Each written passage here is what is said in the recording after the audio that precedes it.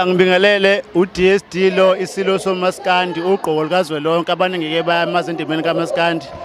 Namhlanje lapha eCharlesfontein emcimbini wekhuphuka nezakho. Njengoba ngijuluke nje ngihefuzela ngibuye stage.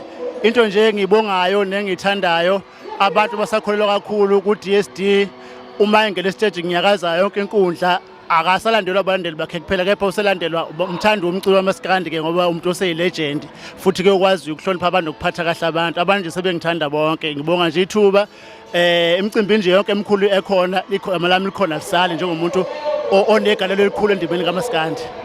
Dlusa nje ukubonga kakhulu kuNgelovi umcimbi wakhe ukhomba ukukhula unyaka nonyaka engathi engaphela imandla aqhubeka ephambili ngoba ilapho nathi sihlangana khona siwoMaskandi sishilana inkundla umuntu akhipha amangwevu ukuthi mina kulonyaka ngimi kanje kulonyaka ngenza kanje.